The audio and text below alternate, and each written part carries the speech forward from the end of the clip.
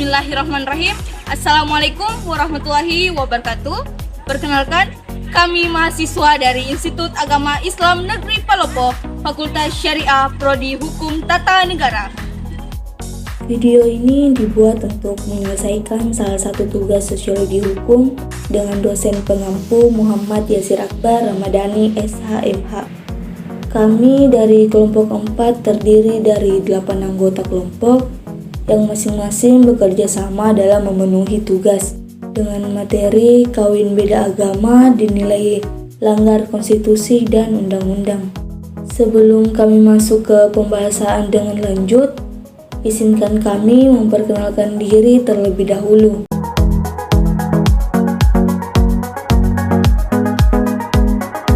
Yang pertama, saya Alvina Damayanti dengan NIM 21030200016. Selanjutnya ada Debbie Putri Tania dengan NIM 21030200018. Selanjutnya ada Fitriani Bukri dengan NIM 21030200019. Selanjutnya ada Rahmalia dengan NIM 19030200026. Selanjutnya ada Cahya Anggraini dengan NIM 21030200008. Selanjutnya ada Tiara dengan NIM 21030200023. Berikutnya ada Jeffrey dengan NIM 21030200022.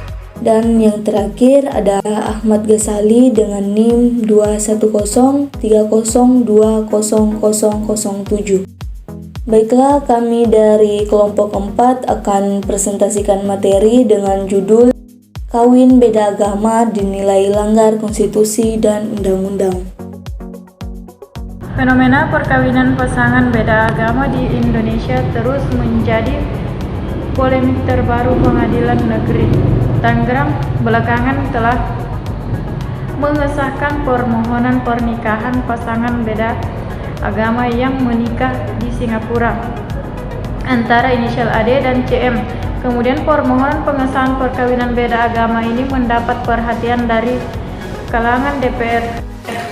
Anggota Komisi 8 Bukhari Yusuf menilai pernikahan beda agama bertentangan dengan konstitusi, di mana pembatasan HAM diperbolehkan sepanjang diatur dalam undang-undang. Ia mengacu rumusan pasal 28J ayat 2 Undang-Undang 1945 yang menyebutkan dalam menjalankan hak dan kebebasannya setiap orang wajib tunduk kepada pembatasan yang ditetapkan dan dengan undang-undang dengan maksud semata-mata untuk menjamin pengakuan serta penghormatan atas hak dan kebebasan orang lain dan untuk memenuhi tuntutannya, mengadili sesuai dengan pertimbangan moral, nilai-nilai agama, keamanan dan ketertiban umum dalam suatu masyarakat.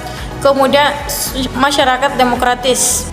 Adapun kajian teori perkawinan beda agama atau biasa disebut juga perkawinan antara agama adalah perkawinan yang dilakukan antara laki-laki dan perempuan yang masing-masing berbeda agama. Sebagai contoh adalah perkawinan antara laki-laki atau perempuan muslim dengan laki-laki atau perempuan non-muslim.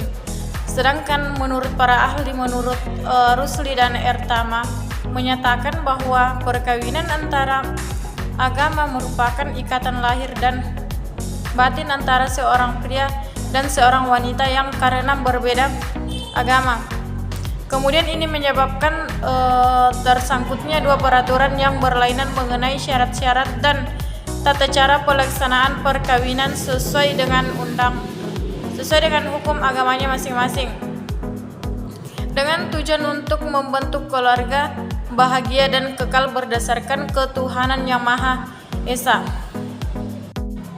Kemudian dalam ketentuan Undang-Undang Nomor 16 Tahun 2019 tentang perubahan atau atas Undang-Undang Nomor 1 Tahun 1974 dan Undang-Undang Perkawinan tidak mengatur mengenai perkawinan beda agama secara pengertian dalam pasal 1 Undang-Undang Perkawinan menyebutkan mengenai definisi perkawinan bahwa perkawinan ialah ikatan lahir batin antara seorang pria dengan seorang wanita sebagai suami istri dengan tujuan membentuk keluarga atau rumah tangga yang bahagia dan kekal berdasarkan ketuhanan yang Maha Esa. Jadi makna ikatan lahir memiliki pengertian bahwa para pihak yang terikat karena perkawinan secara formil merupakan suami istri baik bagi mereka dalam hubungan satu sama lain maupun bagi mereka dengan masyarakat luas. Pengertian ikatan lahir batin dalam perkawinan berarti dalam batin suami istri yang bersangkutan terkandung niat yang sungguh-sungguh untuk hidup bersama sebagai suami istri dengan tujuan membentuk dan membina keluarga bahagia yang kekal. Jelasnya dalam suatu perkawinan tidak boleh hanya ikatan lahir batin saja atau ikatan batin saja, melainkan kedua unsur tersebut harus ada dalam setiap perkawinan. Berkaitan dengan hal tersebut, pasal 2 Undang-Undang Perkawinan mengatur mengenai keabsahan suatu perkawinan yang menyebutkan bahwa 1. Perkawinan adalah sah apabila dilakukan menurut hukum masing-masing agamanya dan kepercayaannya itu. Kemudian 2. Tiap-tiap perkawinan dicatat menurut peraturan perundang-undangan yang berlaku. Dalam rumusan ini diketahui bahwa tidak ada perkawinan di luar hukum masing-masing agama dan kepercayaannya. Pada ketentuan pasal 2 ayat 1 Undang-Undang Perkawinan tersebut menunjukkan syarat-syarat perkawinan menurut agama, sementara dalam pasal 2 ayat 2 Undang-Undang Perkawinan sah menurut hukum setelah dipenuhinya ayat 1 terlebih dahulu yang kemudian dilakukan pencatatan atas keberlangsungan perkawinan tersebut. Pembuatan pencatatan itu tidaklah menentukan sahnya suatu perkawinan, tetapi menyatakan bahwa peristiwa itu memang ada dan terjadi, jadi semata-mata bersifat administratif. Pada penerapannya, Undang-Undang Perkawinan tidak mengatur mengenai adanya perkawinan beda agama. Ketentuan pasal 2 ayat 1 Undang-Undang Perkawinan menunjukkan hukum agama merupakan landasan filosofis dan landasan hukum yang merupakan persyaratan mutlak dalam menentukan keabsahan perkawinan.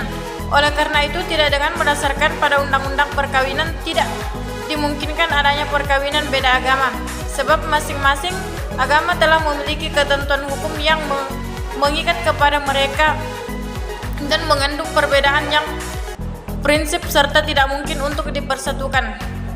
Apabila perkawinan beda agama tersebut dilakukan oleh orang yang beragama Islam dan Kristen, maka terjadi permasalahan mengenai pencatatan perkawinan, apakah di kantor urusan agama atau di Dinas Kependudukan dan Catatan Sipil. Oleh karena ketentuan pencatatan perkawinan untuk agama Islam dan di luar agama Islam berbeda. Apabila ternyata pencatatan perkawinan beda agama akan dilakukan di Dinas Kependudukan dan Catatan Sipil, maka akan dilakukan pemeriksaan terlebih dahulu apakah perkawinan beda agama yang dilangsungkan tersebut memenuhi ketentuan dalam pasal 2 Undang-Undang Perkawinan.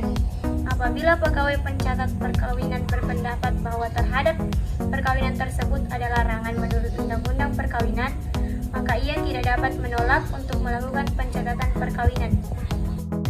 Berkaitan dengan perkawinan beda agama yang dilangsungkan tersebut memiliki akibat hukum, yaitu sebagai berikut. 1.